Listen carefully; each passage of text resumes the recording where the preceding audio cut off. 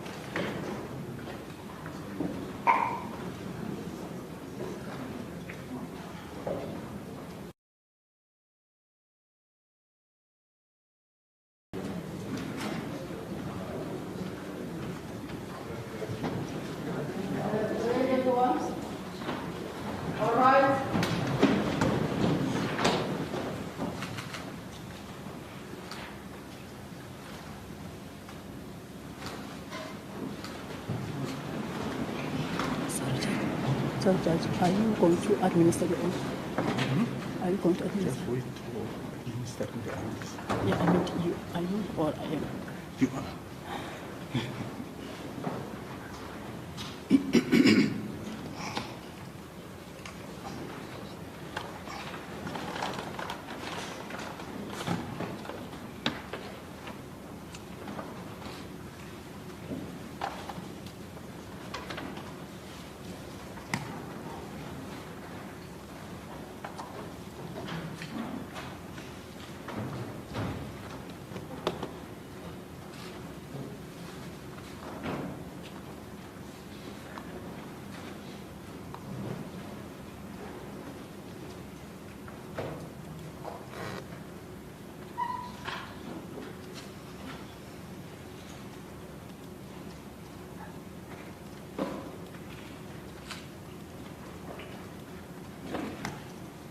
Right. Good morning, Mr. Kasiboto. Good morning, Your Lordship. Are you ready to proceed? I am, Your Lordship. I'm ready to proceed. But before I call the first witness for the respondents, as a matter of what is proper is for me to first explain the delay which was caused on my side. The delay, Your Lordship, is that my attorney had to, as a matter of emergency, go see her doctor, and she was held up there. She probably would have made 10. The further difficulty is that there's a blockage of the road outside, which further delayed it for about 10 to 15 minutes. I wish to register that and apologize to the court for that inconvenience. Yes, I saw that blockage. I struggled to come into the court this morning also. Yes. And I'm not sure how we look at that.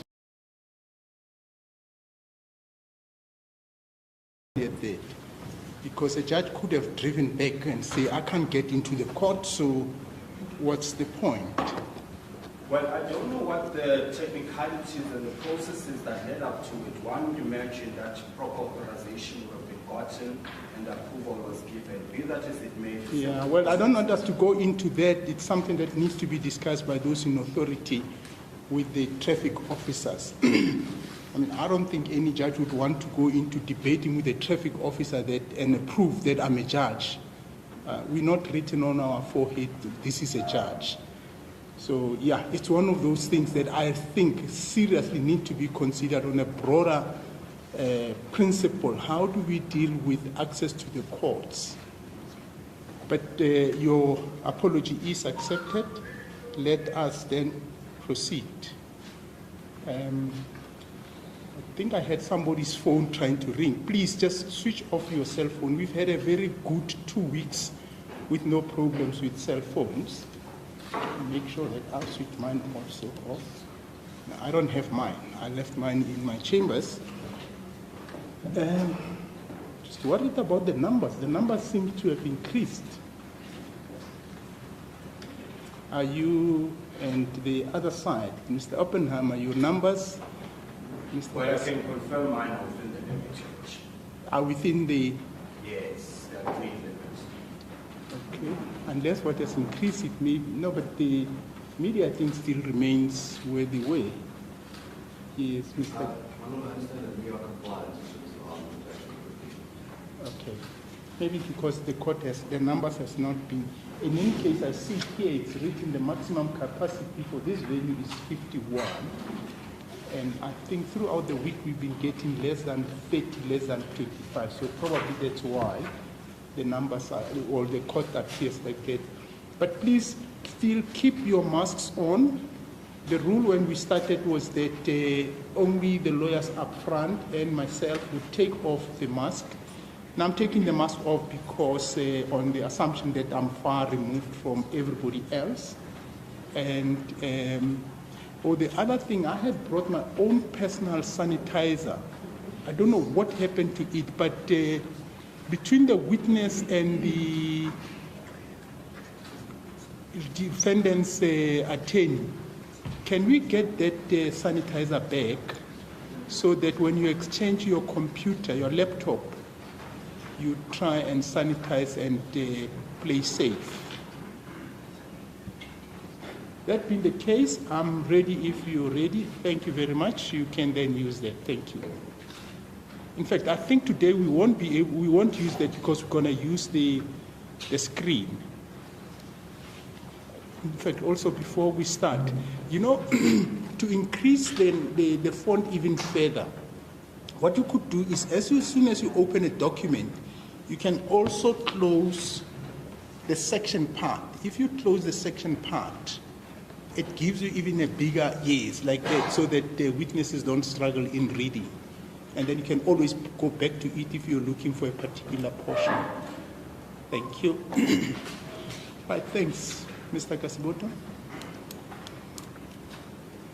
As the court pleases. My Lord, we intend to start with the response to the claim that has been brought by Afriforum.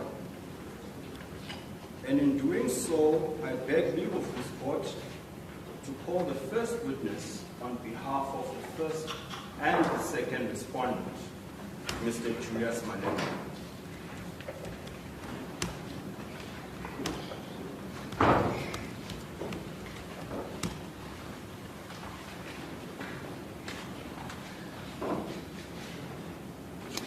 Good morning, Mr. Malema. Can you administer the Morning. Please let me have a name to the record. Julius Selo Malema. Do you have any objections to this oath? No. Do you swear that evidence about your cases, the truth, the falsehood, the help us with the truth, sorry or right, as I have in God? So help me God. Thank you, Mr. Malema. You may be seated. Just my usual protocol. I just don't like this thing of people's surnames not being properly spelled, and I've taken a policy stance on it. Malema is spelled as M-A-L-E-M-A for the record. Thank you. Your Lordship, can I please, with the court's permission, request that the witness remove the mask for the sake of audibility. Yes, that's fine. You can remain seated, Mr. Marshal.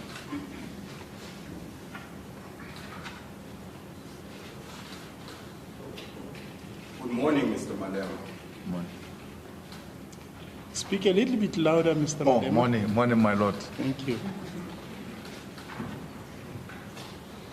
What we are about to do is adduce evidence from you in response to the claim that has been brought by the complainant, Afriforum.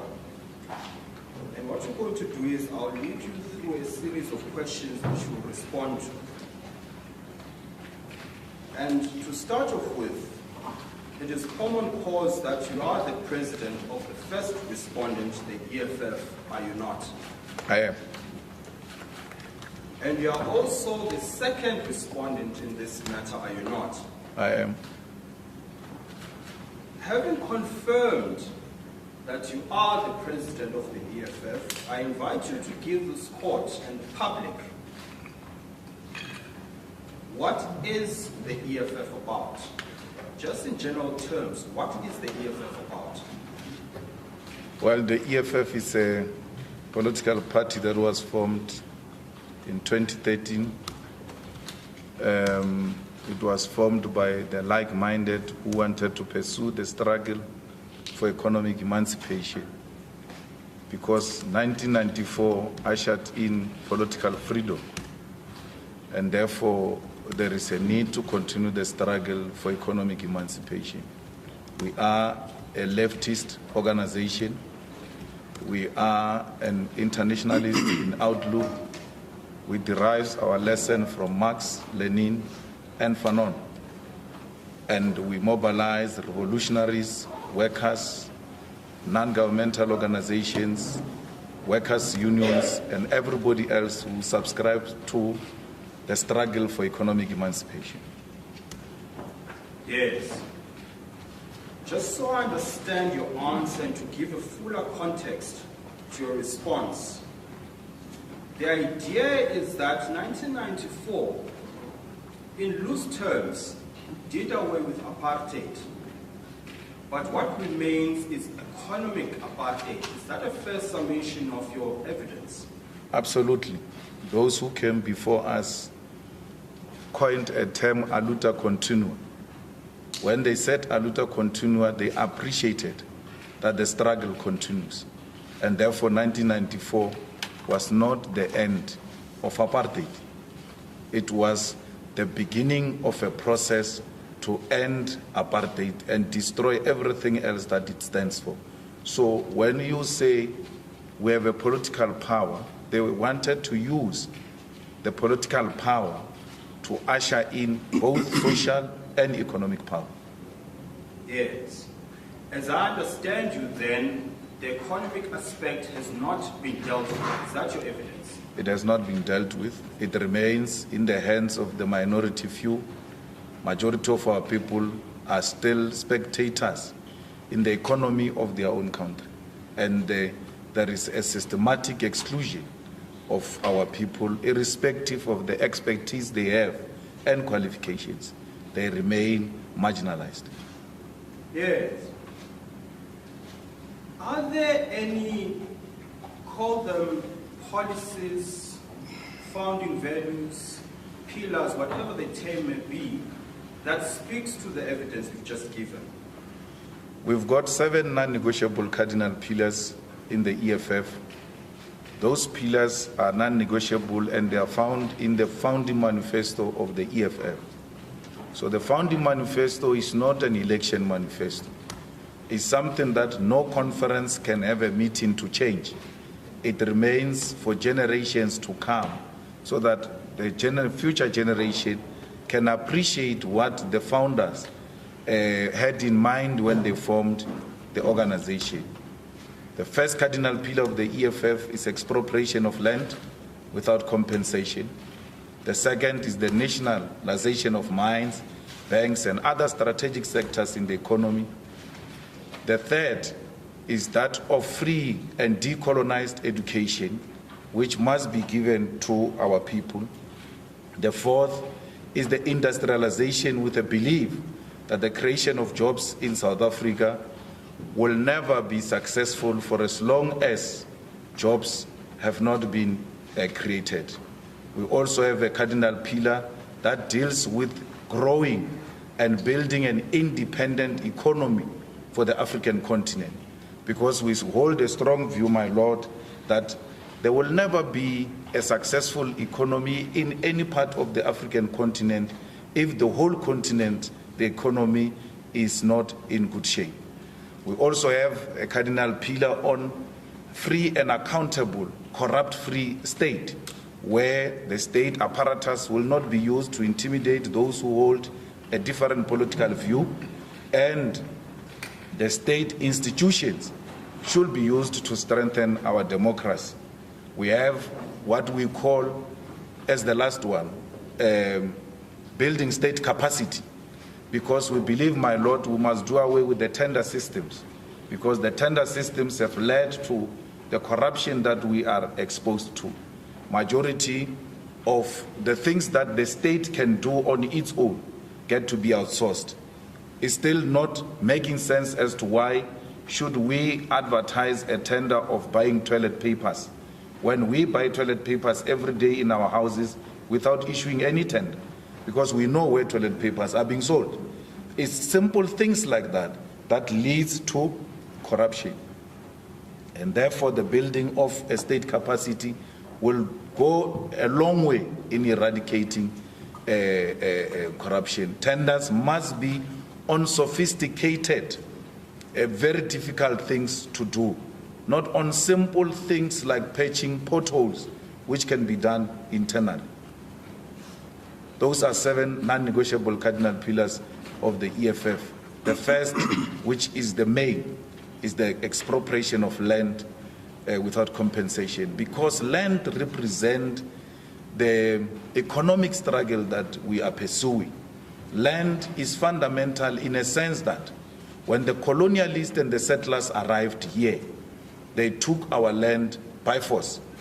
We remain a conquered nation for as long as we have not reclaimed the land and returned it into the hands of the rightful owners. So the land represents the wealth and the land that was taken. So when we say we want to expropriate land without compensation, amongst other things, we demand our cattle, because they took cattle, they took livestock, they took arable, fertile land. We don't want a rotten land. We want prime land in the hands of the people. And that you can restore it in the hands of the people by giving it to the state. The state become the custodian of the land. In that way, no single individual owns the land. All of us go to the state and make our ideas known to the state as to what do we want to do with this land. So someone says it means we're not going to be owning our own houses. That is vulgarizing the whole point. Because even where we own our houses now, we still go to the state to issue a permission, and that permission is called a title deed. So still state in a privately owned arrangement, the state plays a role. The water that we drink today is state owned. But no one has ever woken up in the morning and say, today I feel less ownership of my water, because it's state ownership. We all drink the water freely. And we never felt like we are less owners of the water because the water is owned by the state. The mineral rights were owned, my Lord, by private companies before 1994. Those mineral rights were put under the state as a custodian of mineral rights. Today, the same Anglo-American which owned the rights must now go and apply from the state to get a permission to mine our mineral rights. Investors, Anglo-American, all of them, you can think of them, they've never once said, we feel less owners of the mines because we get a permission or a license from government. Why can't we do the same with the land? That we give the land to our people through the ownership of the state, and all of us go and state our case. Sure.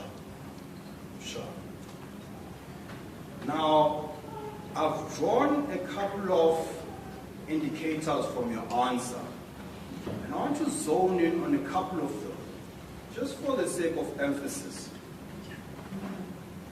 The first you suggested is that land is fundamental because it speaks to the whole concept of the economy. Am I capturing you correctly? Absolutely.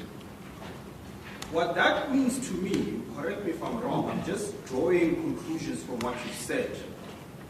If I understand you correctly, then you're suggesting the idea of land reform and land justice is not limited to the question of land for its own sake, but there are economic aspects that flow from that issue. Is it not so? Absolutely. And you say land represents wealth. What do you mean by that? Land comes with everything. There is nothing that you can do without the land. Whether you want beautiful beaches, you want the land. Whether you want to industrialize, you want to mine, you want to develop property, you need the land. Land is everything. Hence, when they arrived here, they didn't take anything. The first thing they took is the land through the wars of dispossession. So they had an appreciation that if they take the land, everything else will fall into place. Yes. Have you, as the EFF, come across, you give the correct term if I'm using wrong ones, I'm just drawing from what you've said. Have you come across systems, establishments, call it what you want, that are hindrance to that ideology? Well, the white monopoly capital and the ANC government are part of the establishment which wants to undermine the struggle for economic emancipation. White monopoly capital in a sense that they are the dominant owners of the means of production, and at the center of that is the land. And they will never agree that they must release the land into the hands of all.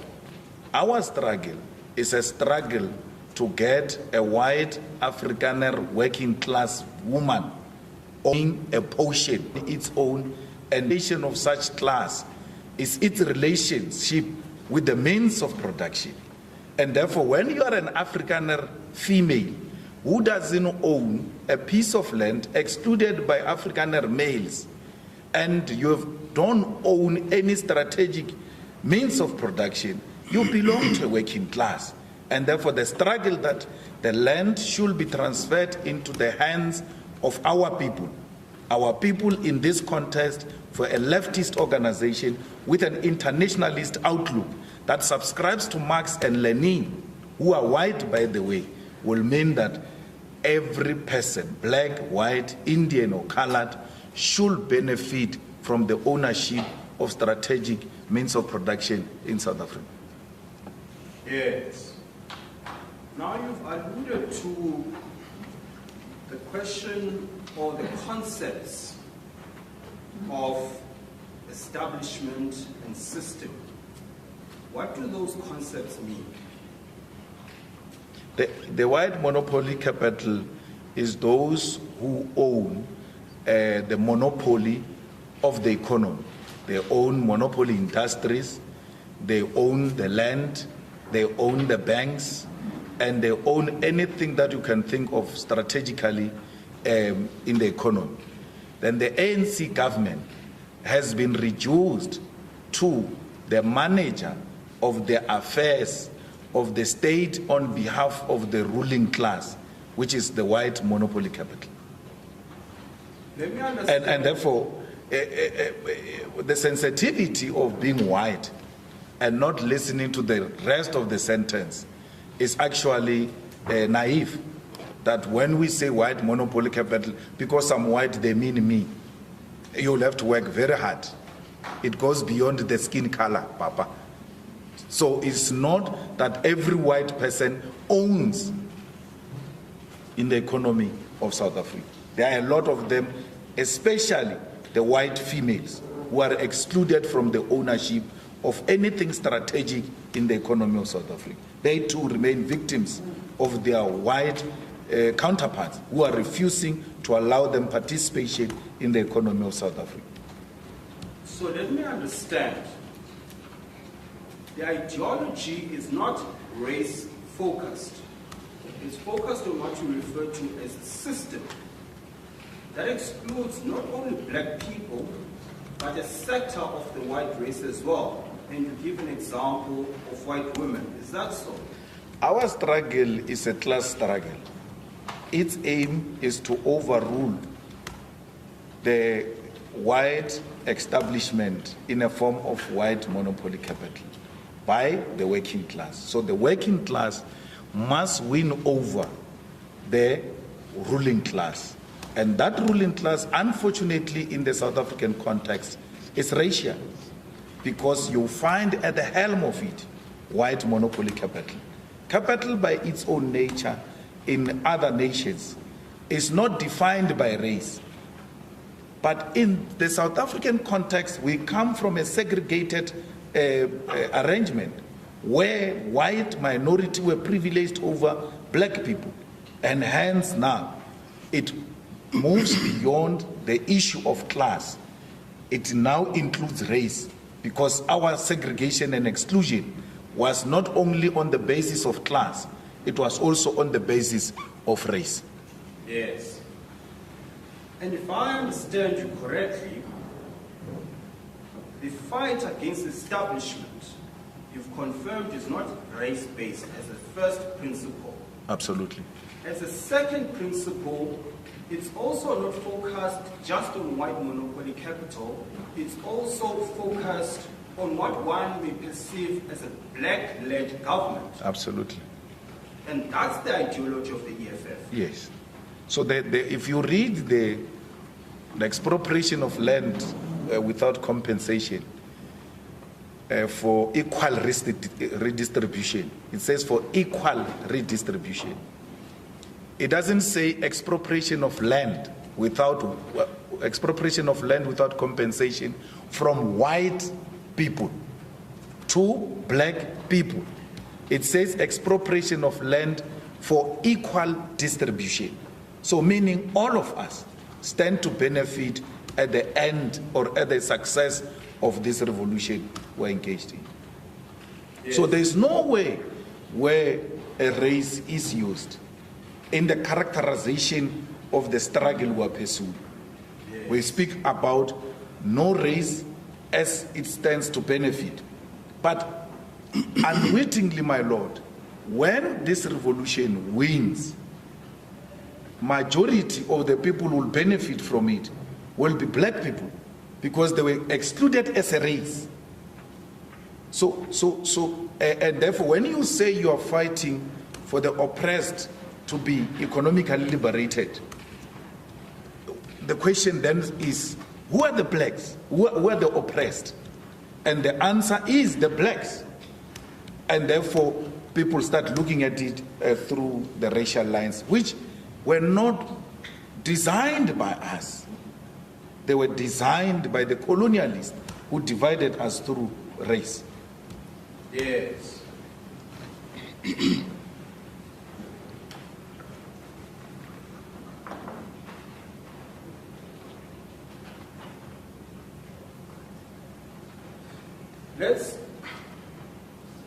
Sorry, I just want to finish this thought. Let's pause there for a second. I'm going to ask my attorney to play a video for you. And I want you to watch it carefully, because I'm going to ask you questions around it. Just capture the essence of the video. My Lord, there is no place here to... You will see it. I came with a pen to write, but there's no place to put. Turn around. No, I wanted to write, but I'm saying there's no table. Oh, I see. Yeah. Let's see if we can organize one for you with the court's permission. Yes. Are you comfortable there, Mr. Madam? Yeah, no, that's fine. I wanted to write if So if something comes up in the video. Doesn't your attorney have maybe a hard book that he can put on? Yeah, if I can get a hard book. Yeah, this one. Thank you, sir. Yes, maybe we should just pause here, Mr. Malema, and just indicate to you we've had some experience with other witnesses. You're not permitted to read from any book. Yes. Unless with the permission of the court and prior indication what it relates to, or if you don't have your cell phone with you. No. Good. Yes. You like me. I always say to people, if anybody dies, even if I have the cell phone in front of me, I'm not going to change. Yes. Thank you very much. Thank you. Just to give the context of the video for the benefit of the court and the public, what we are about to broadcast is a clip where the second respondent, Mr. Julius Malema, who was then the president of the African National Congress Youth League, addressed the youth. Let's play the video. That here, that's here across the road. So they think that no, if there's going to be any uprising, it will go to Union Building. On our way, we'll pass by. So we sort ourselves out properly. And then we can go to the sitting president and say, President Zuma, for sure you got a report about what happened in Asante. So we just want some commitments and time frames, because we know you were elected. Just give us a time frame. When will you resolve this matter? And then on our way back, we'll also pass by the Asante. We are managing. Your Lordship, we just want to get the sequencing right. So when I uploaded the video, I sent it to my attorney and then it swapped the sequence of the videos. I want to ask with the permission of the court to replay the video in the proper sequence.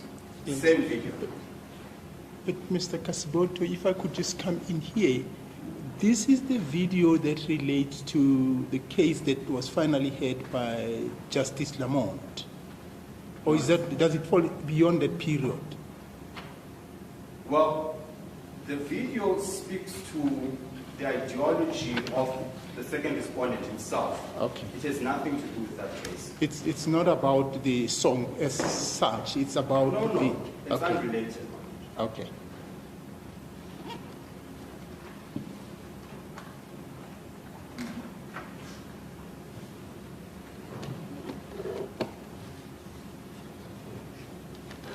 That colonizers stole us. That colonizers stole the land. It's them who told us. We get this from all these leaders of the ANC. Today they are in government, of course we understand they may try to be diplomatic. But you taught us that colonizers stole the land. And when you steal, you commit a criminal activity. And once you commit a criminal activity, you are a criminal. You must be treated as such. That's what we learned from them. They can disassociate with it today. We understand. They must be honorable in approach. But we don't have that responsibility. It's their responsibility. We say it the way it is. They must come and polish it. So that as long as the product is the same, we have no problem. Because capital has got some small mentality. Capital suffers from a mind of a rat. They think if there's going to be an uprising, it's only the ANC which is going to be overthrown. They don't know that we'll start with here in Saturday. Our people will just walk from Alexander, just across the street, open the fridge, and just mess themselves with cheese and everything else they find that. Before we even reach Union Building, we will start here. We'll now play the second part of the same. That's here across the road. So they think that no, if there's going to be any uprising, it will go to Union Building. On our way, we'll pass by. So we sort ourselves out properly. And then we can go to the sitting president and say, President Zuma, for sure you got a report about what happened in the Sante. So we just want some commitments and time frames, because we know you have elected. Now just give us a time frame. When will you resolve this matter? And then on our way back, we'll also... Now, Mr. Malema, I'm just going to draw what I perceive from the video. You either confirm, deny, or qualify what I'm saying. What I draw from the video is that there's this idea that there's unhappiness about the route that has been taken by the ANC. Is that so? Is that fair? Yes. Yes. And you say in response to that unhappiness, you're going to march to the union buildings. Is that so? Yes. Who was at the union buildings at the time? The ANC president and ANC government. Were you the member of the ANC at the time? Yes. In fact, you were the leader of the youth league, were you not? I was president of the youth league. Yes. So your attack in this specific circumstance is in relation to the ANC itself. Well, I am saying to the leadership of the ANC that if we cannot resolve the problem of land ownership in South Africa and usher in economic freedom, there will be an unled revolution in South Africa. An unled revolution is anarchy, and anarchy is the highest state of disorder. So it means that people rise on their own, my lord, and they've got no leadership. And when they will attack without any discrimination. When they go past Santin, as they take the cheese, they will not discriminate as to whose house is this. Actually, we who stay in Santin now, black people, are going to be the victims of such an unled revolution, because they will see us as people who have sold them out. They will see us as people who have abandoned them and joined the elite in the suburbs. And therefore, it is not in anyone's interest to keep the land ownership in the hands of the few, to keep the economy in the hands of the few. We have a situation here, my lord, where the rich have become more richer and the poor have become more poorer. And when you use just such words, it's when you try to be polite.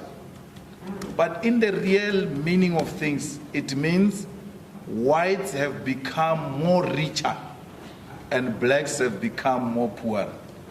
One old white person one day was trying to create, he thought he was creating a joke with me. And he said to me, Julius, had we known that democracy was going to be this nice to us as white people and we can make money even in the townships, then we would have given you freedom before 1976 and avoided children dying. Because we are now even trading in the areas we couldn't trade, and we're now making more money. And we could have given you this freedom long before had we known that actually we're going to be the beneficiaries. He was insulting me because we thought it was going to benefit us, but they became the beneficiaries more than the oppressed. Yes. With that being said, let's now zone in onto the impugned song, which is the subject matter of this trial. Did you observe the videos that were presented by the complainant showing you singing and chanting? Yes. From your viewing of those videos, did you sing "Kill the Boer"? No. I think you've got a wrong man. I didn't sing Kill the Boer. Very well. Even in the videos that they have presented before my Lord, not a single video shows me singing Kill the Boer. So I think they are looking for a wrong person. Yes. But let's try and deconstruct the song anyway. And the song in question I'm referring to is Kill the Boer. Yeah. Do you know where it started? No. Did you start the song? No. How did you know of the song? Well, I sang the song. I was taught the song when I was very young. I joined the struggle when I was 9 years. Part of what they did to us, my Lord, was to try and teach us struggle songs. Our job in the Young Pioneers, they will take us, teach us struggle songs. They will give us some wooden guns to teach us how to hold a gun, how to shoot. They will also teach us the martial drilling, crowd control, and when they are protest, they will actually send us way in advance with the tires. Because we're young and unsuspecting, we can just push tires with ease. And then we go and drop them where the older comrades want to block the roads.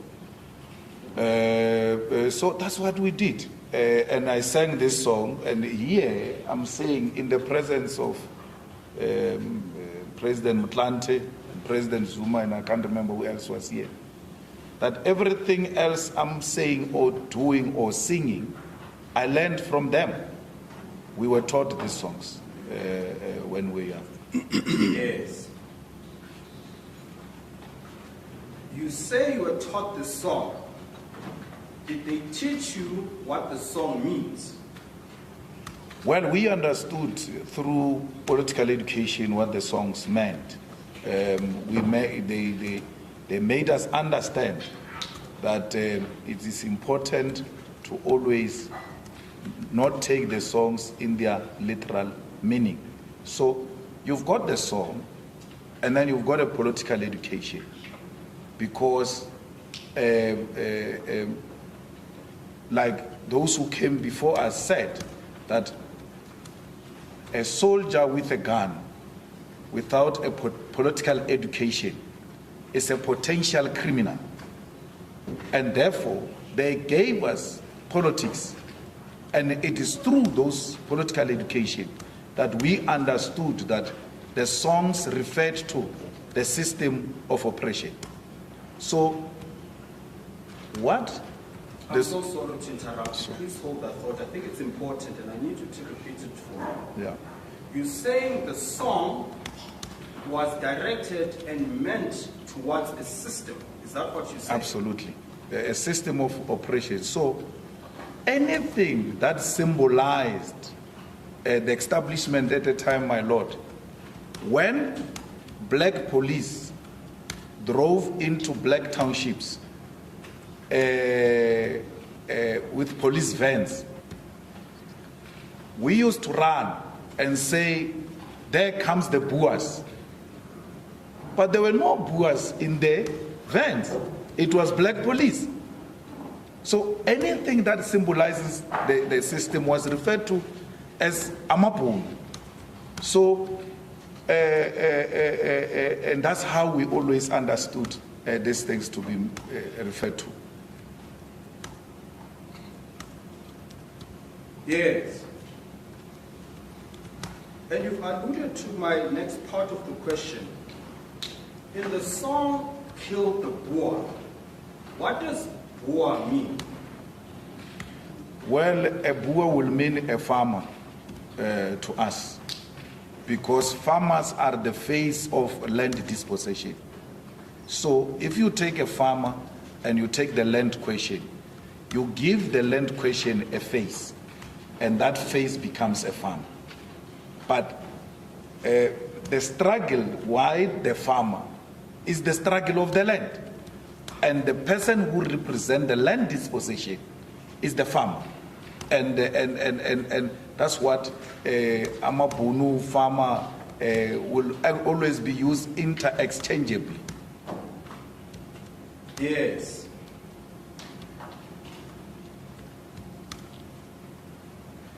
Let's pause for a second there.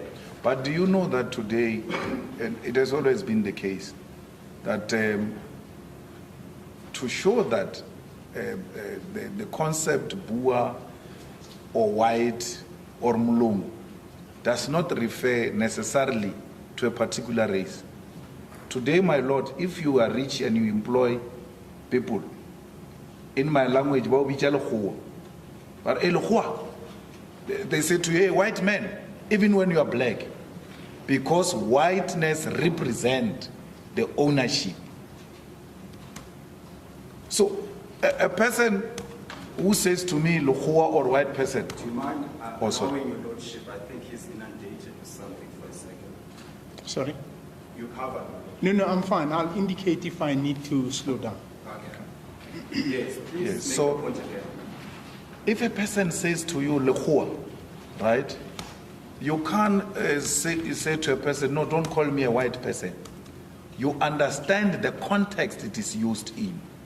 And that's how those who are black and being called Luhua or a white person, or Mulungu, they even call you Mulungu, because you are the owner of a farm, or you are the owner of a shop, or you are the owner of a restaurant, and your employees refer you as such, because that's what came to be the face of the ownership of the economy. Yes.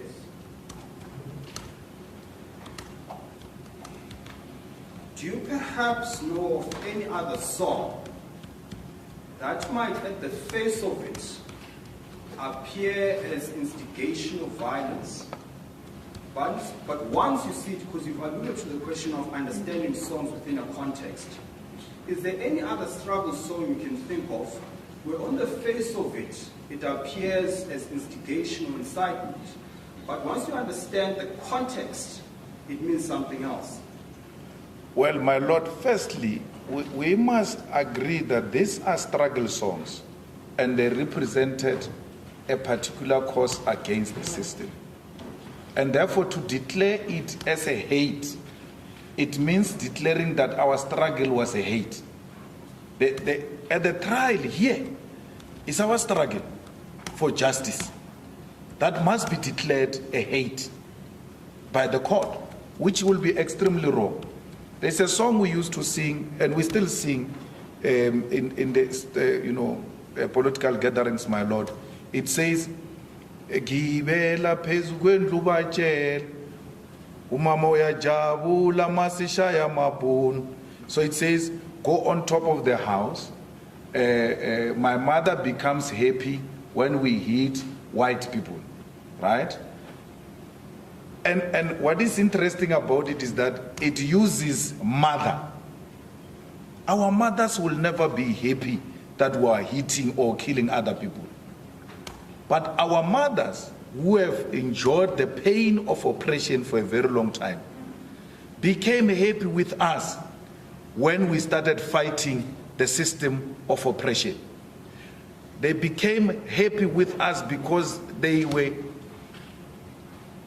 at a point when they could no longer tolerate that which was happening to them. So we use this song to tell everybody that our mothers, the non-violent people, are now even approving of our struggle. Masishaya Mapunu means Masishaya system of oppression and exclusion. Our parents are happy. How can our mothers be happy that we kill people? Our mothers are not monsters. Our mothers have never been known to be monsters. And we use them to demonstrate that if it can be approved by mothers, it means it's a justifiable call. We don't use the father figure in that song because the father ordinarily and because of masculinity is associated with violence. So if you say my father approves of me hitting white people, but it's obvious those ones is violent people, why do you even say that? But we use a mother because mothers are peaceful people who never and will never agree to hitting or killing of anyone. But at a face value, if there is anyone who doesn't understand the context within which we are using the mother and the hitting and all of that, you will think that these people are saying their mothers who have no history of murdering people are now approving that we must murder them, which is a complete distortion. We seeked our mother's approval. We still do even today, because that which mothers can approve, it means it is on the correct path. Yes. On that very idea of analyzing and interpreting struggle songs and the importance of context in understanding the underlying message to the song, I'm going to play a video. Just to give context to the video again, what will be broadcast is a clip of the former president Tabon Beggie addressing the Truth and Reconciliation Commission, explaining the meaning of the song Kill the Boer. That's the context. I'm going to ask my team to play the entire video. Once we are done, we're going to replay the video asking for a pause at certain points to make the point.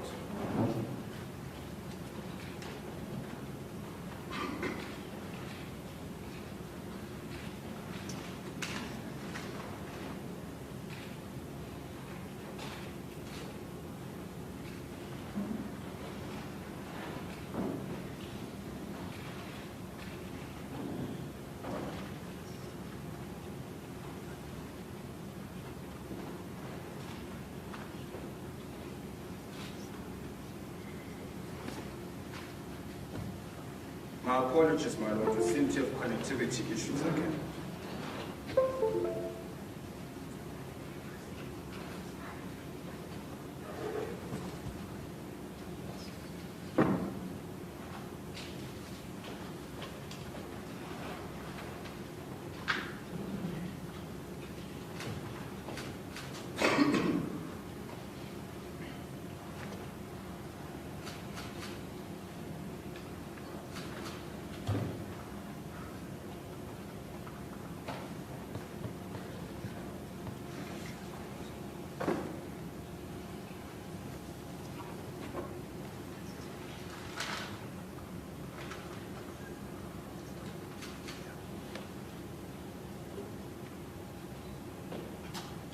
Is the video one of the discovered video?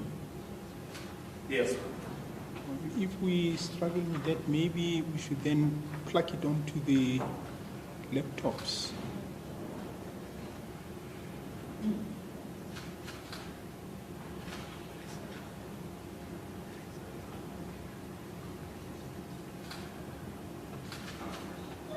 Perhaps let's do this, my lord. We'll come back to this point once we've dealt with the technical issues.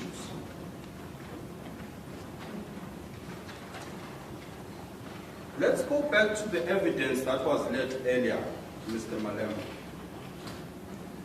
Sorry, Mr. Kasiboto, maybe we should offer the court IT's assistance. Do you want us to call them, because they could probably help? Would appreciate that, my lord. Okay, Noktula. Noktula. Can we call the IT to come in? Thank you.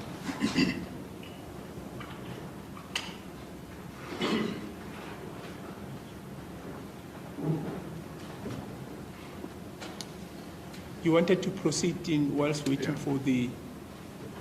Yes, perhaps I should do that, my lord, while they sort this out. Mr. Malema, let me take you through the evidence that was led on behalf of the complainant, Afriforum. There was a suggestion by an expert witness on behalf of Afriforum, Mr. Ernst Woods, that he sourced material from your Facebook page. In other words, let me be specific. He says he sourced a screen grab of a comment by one of your supporters from your Facebook page. Have you ever had a Facebook page? No. No. Have you ever had a Facebook profile? No. Do you have a Facebook page? No. Do you have a Facebook profile? No. I have Twitter.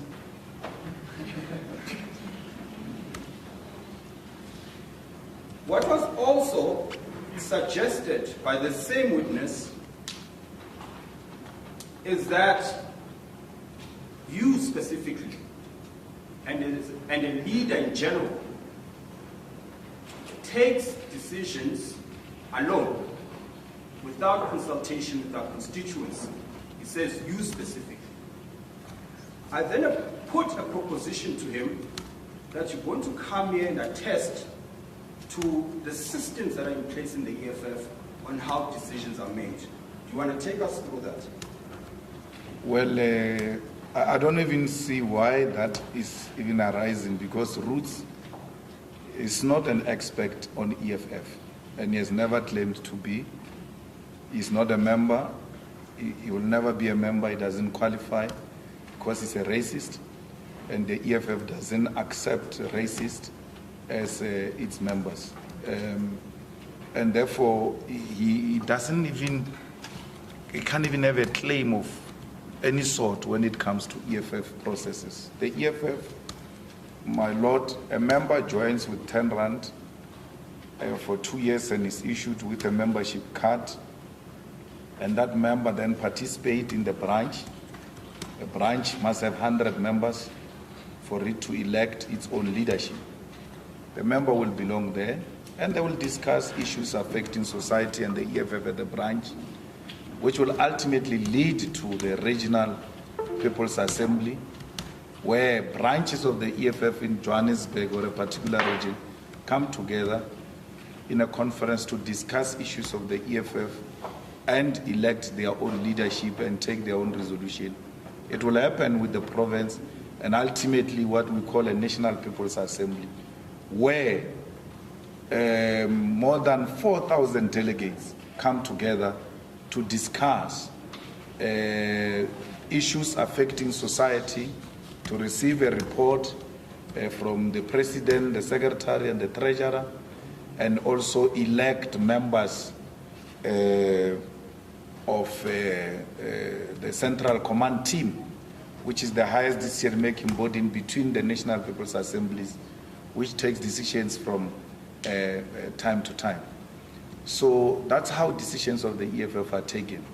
But because there are 4,000 black people under one roof, majority of them, Roots will think like that about them, because that's how racists think about our people, that they can't think that there is a one man who dictates to them.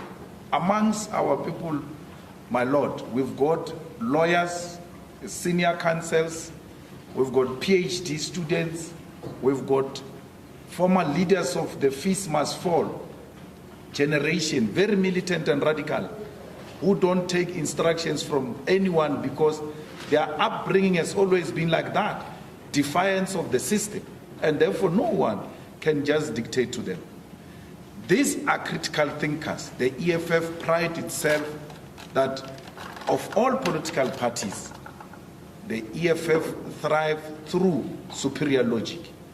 And that superior logic cannot come from one individual. It will be ideas of the best of the best.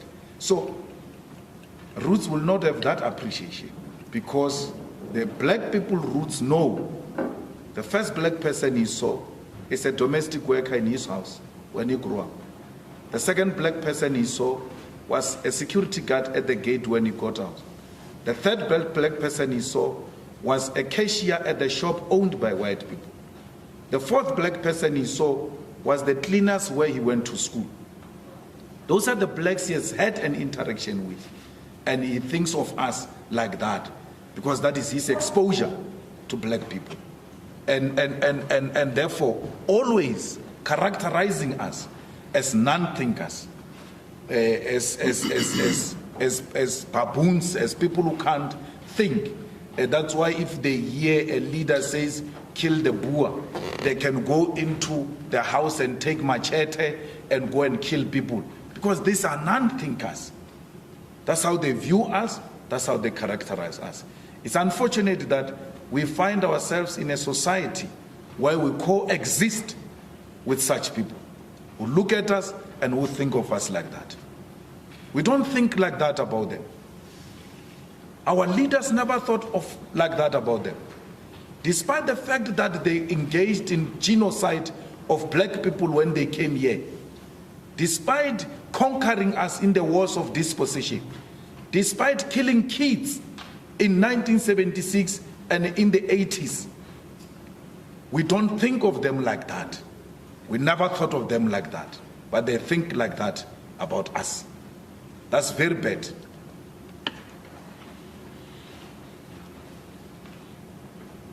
Just to wrap up this point, has Mr. Rhodes ever been to any of the EFF processes that lead to decisions that you've referred to now?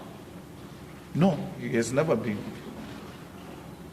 Let's then revert to the video I wanted to play earlier. I understand now it is on screen, it's available. Just to give the context again for the benefit of the court. It's a clip of the former president, Mr. Tabon Beggie, giving evidence at the Truth and Reconciliation Commission.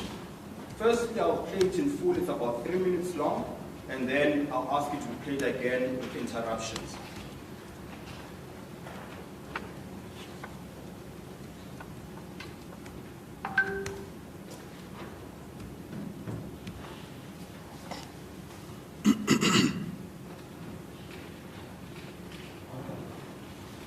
They would be doing this thing. It's not a statement.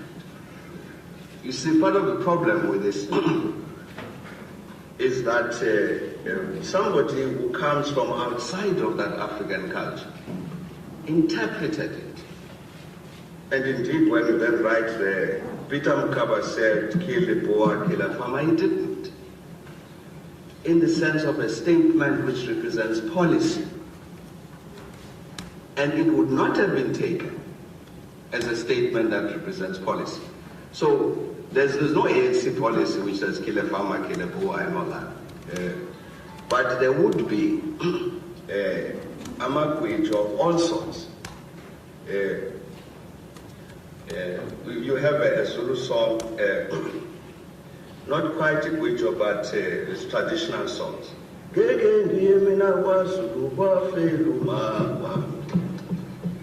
Now, it's not a statement.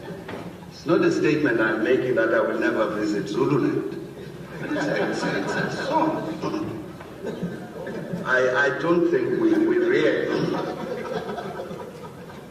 I really don't think that this certainly, I don't know Peter, whether Peter is here. He likes doing these things. And you could do different ones and you could translate them. They're different chants. And they would be saying different things. Different things about the struggle. This particular one was picked out, as I say, and interpreted from outside of African culture and presented as a political statement. It never was. Would I be correct in saying that what you've communicated to us is more or less what we have in most traditional cultures, also Afrikaans songs, like Simbamba, Mama se kindjie, draai sy nek om, gooi hom in die sloot, trap op sy kop en is hy dood, but you rock the baby to sleep.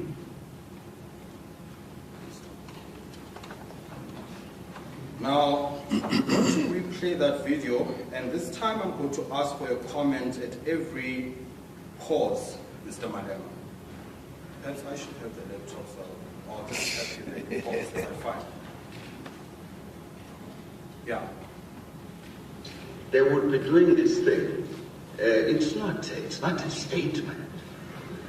You see, part of the problem with this is that somebody who comes from outside of that African culture interpreted it. And indeed, when you then write there, Peter Now, did you hear the statement? Yes. Does it align with the testimony you've given earlier? Yes. In literally 2 sentences at most, nothing more. Just capture the idea again. Well, the songs, like former President Beggie says, they are not taken in a literal meaning.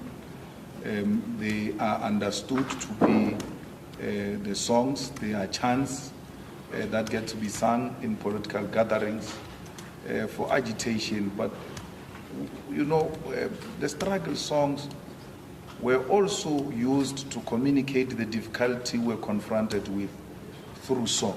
Because we Africans, when we are angry, I'm so sorry. I think you've captured the point, and I really apologize for that. No problem.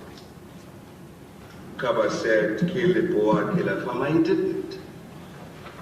In the second. Again, let's stop there. He makes reference to Peter Mukaba.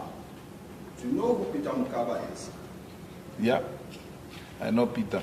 I was mentored by Peter amongst many other people. Peter comes from Polokwane. Peter, at that time, was one of the few popular politicians from Polokwane and the entire Limpopo province. And we grew up looking up to him. I worked with Comrade Peter, and even when he passed on, we were still in contact. He's a former president of the ANC Youth League, and I'm a former president of the ANC Youth League. Yes. Do you share any of his ideas? I share all of his ideas. We were brought up by him.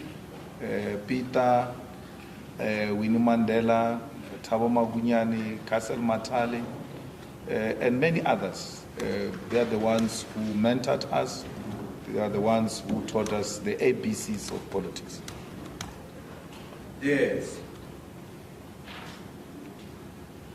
And Peter didn't have a policy of killing people.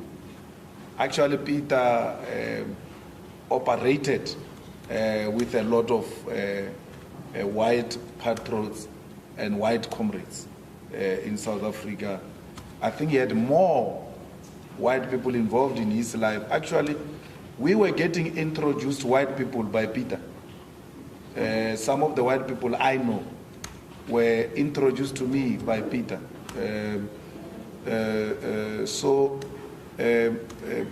These songs that Peter sang, my Lord, if they did not erase them on YouTube and everywhere else, you'll actually see Peter singing, and Slovo and Ronnie Castles and other white comrades chanting along with him. And why would they chant with a person who's calling for their killing? It doesn't make sense. Context matters. It's context. And they understood. That's why they joined the struggle. That's why they could join in the singing of those songs. Because they understood it's not directed at their skin color. Okay. Now, you might have been at the sauna, you might not have been. You might have been watching, you might not have been. There was a point where Mr.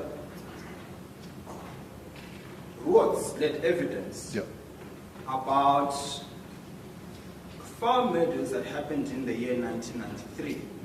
And I want you to bear in mind the year 1993.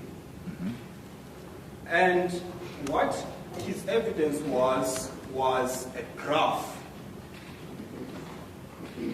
And the graph purported to show the number of farm murders per week in 1993 only. The suggestion was this, and in fairness to Mr. Watts, he didn't say as a matter of fact that's the conclusion he reaches. However, he draws inferences that are probable or something along those lines. I might be misquoting him, but the idea is the same.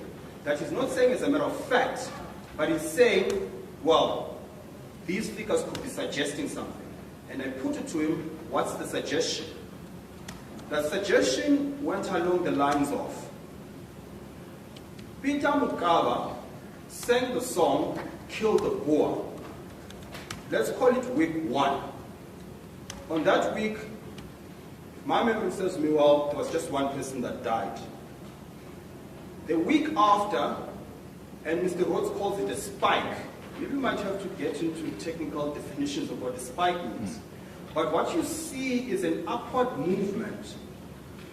So there's a gradient movement, 45-degree of a sort, where there's 3 people, 4 people the next week, 5 people the third week, and then it starts sloping down again. He says that spike, he proposes, not as evidence, but as a suggestion, that it was because of the singing of the song by Peter Mukaba at week 1. Do you have a comment for that proposition? Peter Mukaba, I think, joined the struggle way back, like in the 1970s, 76 in Mankweng Fort, sang the songs, came into prominence late 70s, 80s, but he was more popular in the UDF.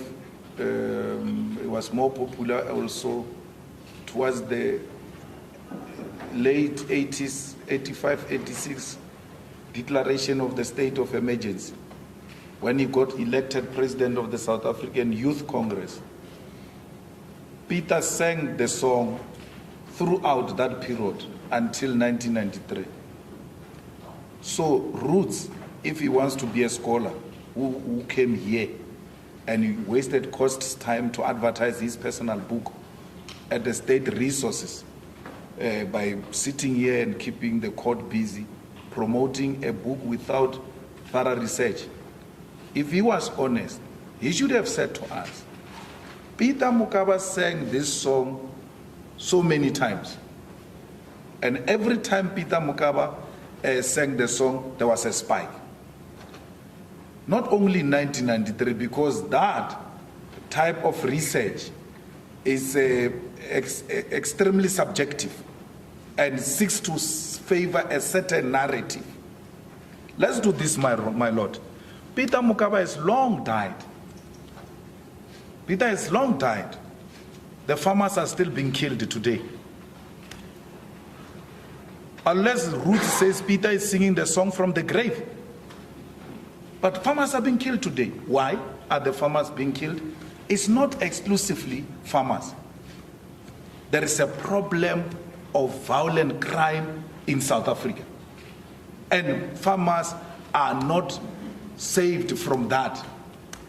Women are not saved from that. Children are not saved from that. There is a spike in murder in South Africa. There is a huge increase in murder in South Africa. It is not exclusively farmers who are being killed. South Africa, it's a crime scene. We exist in a crime scene. Anyway, if you want to take the farmers and compare them to what is happening in the township and compare them to what is happening to women, it's a drop in an ocean. Our people are dying like flies. But coming back to 1993, that is the year Chris Hani was killed. But before that, from the 90s coming this way, we had a problem of violence in South Africa.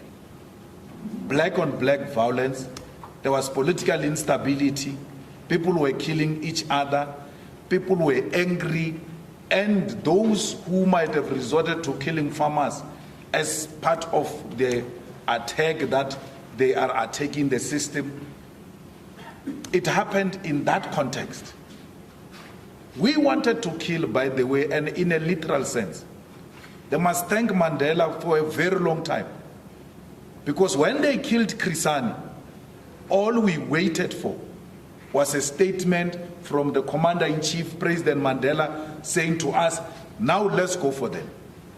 Everybody was agitated at that time. I'm so sorry, and I'll take you back. Yes. I just wanted to follow chronology. Yes. You've made reference to Mr. Mandela. Yes. Do you know him as being militant? Very militant. Madiba was the most militant man who, president of the ANC,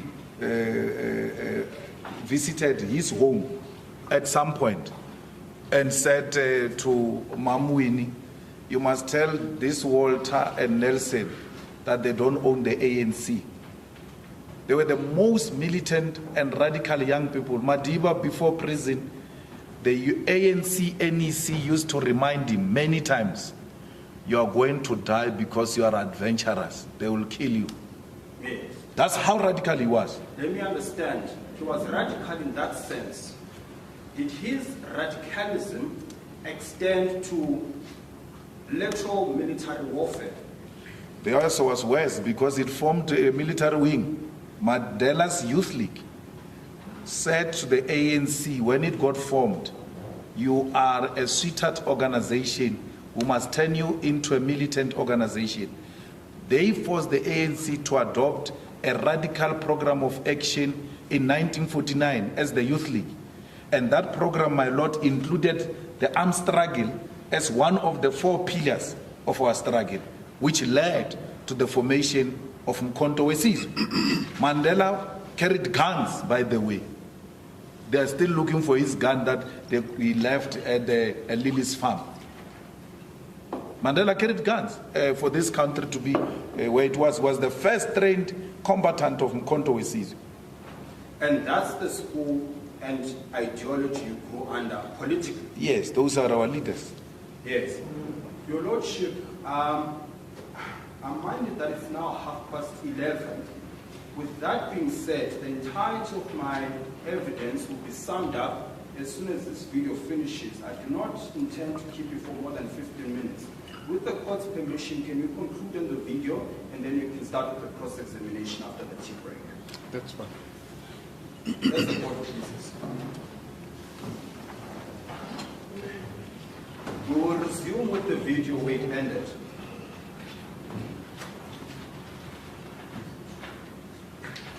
In terms of a statement which represents policy, and it would not have been taken as a statement that represents policy. So there's no ANC policy which says kill a farmer, kill a boer, and all that. Now, I understand President Beggie to be drawing contrasts, and you correct me if I'm wrong. He seems to me to say there are 2 ways of looking at a song.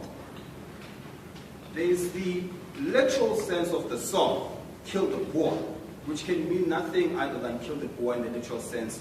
From that paradigm, you then paradigm shift, and you look at it from a different prism, which is the cultural, African cultural dimension. Do you accept that's the proposition? Yeah. He then says, from the literal perspective, the song is not the policy of the ANC. Is that so? Yes. He says, from the African cultural perspective, which, by the way, earlier in the video says has been misunderstood by someone who doesn't understand the culture, is what the ANC actually means. The second aspect to it. Do you accept that as a proposition? Yep. Let's keep playing. But there would be a language of all sorts. You have a Zulu song, not quite a Gwijo, but it's traditional songs.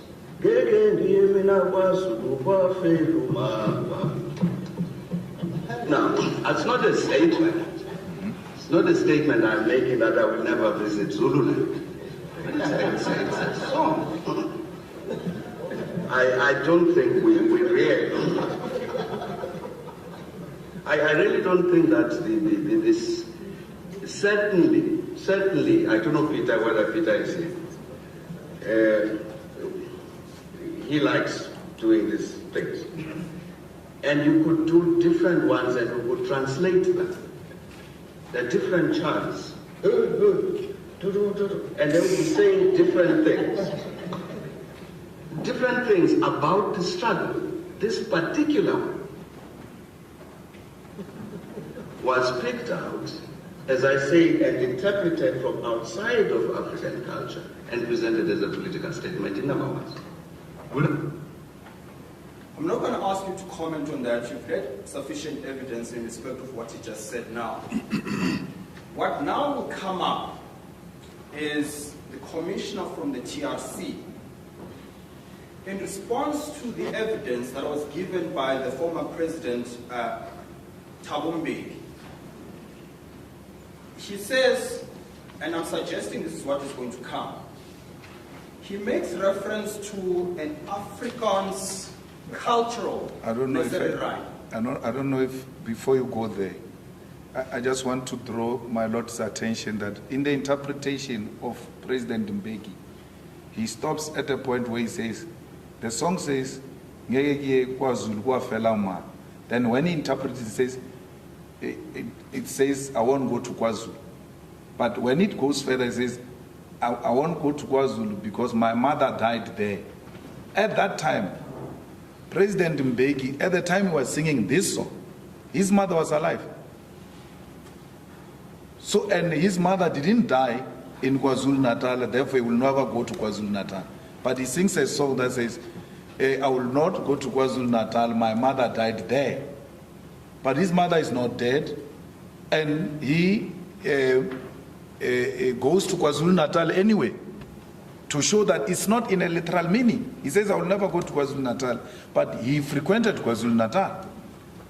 So I just thought the last part where he says, my mother died there, so I will not go there, but the mother was alive, and he still continued to go to KwaZulu-Natal, because that, if you take that literal, you'll say, why is he in Natal?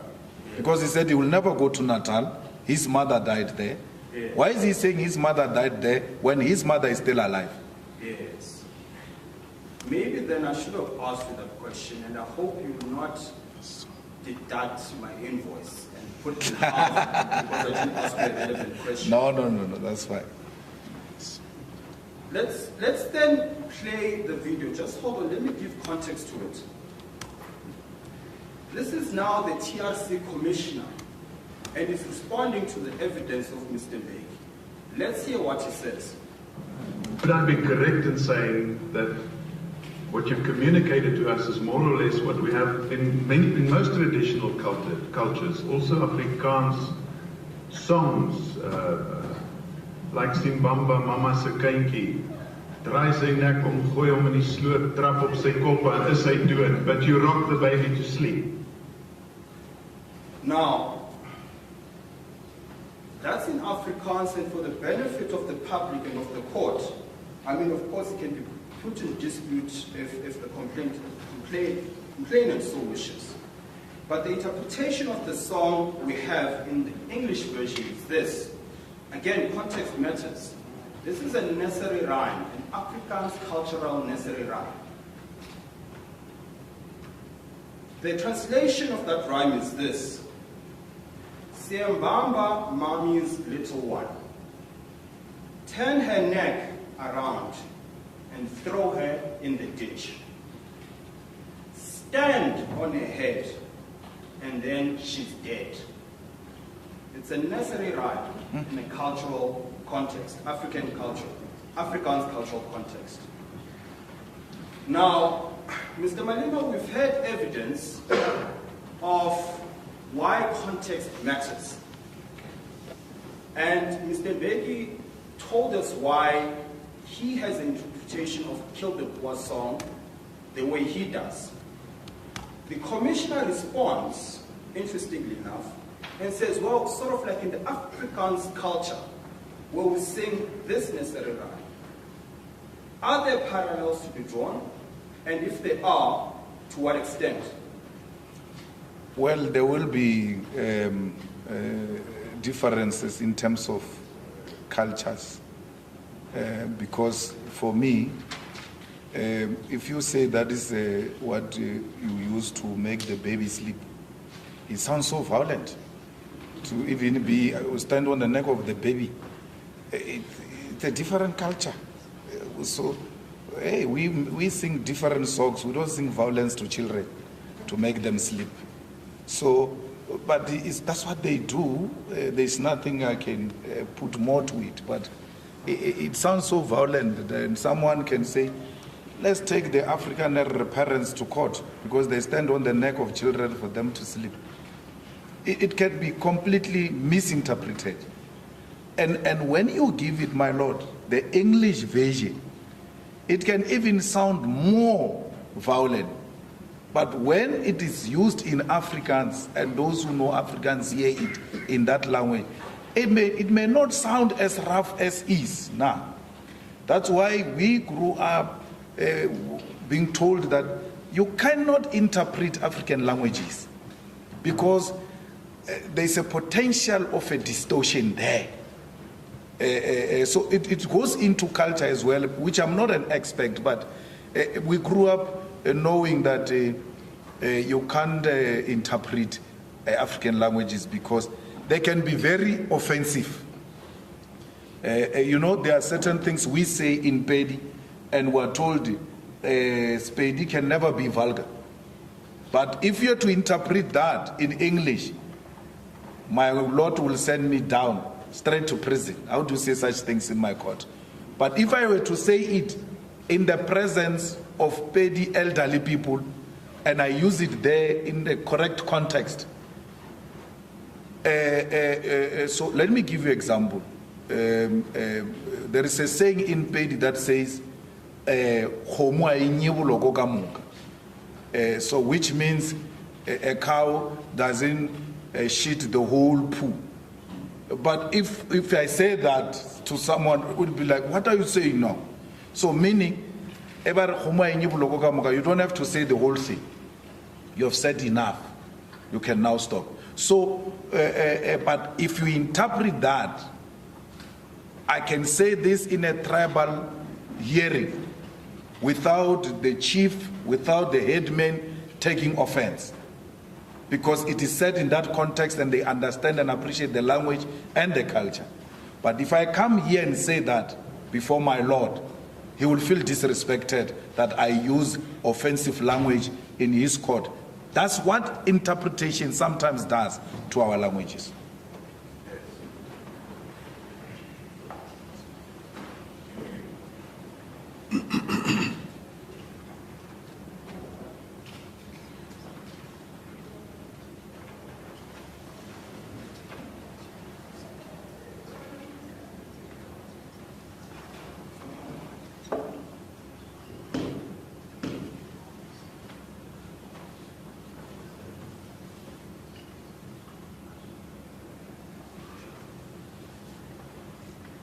Your Lordship, you will please excuse me, and I really apologize for this. I had my own questions to the witness. My attorneys advised me that there are further issues, 2 or 3, that they want me to iron out, and then we'll close with the witness, if the court pleases. Yes. They will be after tea break. You want to pursue them after tea break? Yes, 2 or 3 questions just after the tea break. Okay. Well, thank you very much. It's now on my watch, I would say 20 to 12. Can we be back by 5 to 12? Thank you very much. Mr. Malema, you remain under oath. We will continue after the tea break. The court shall adjourn.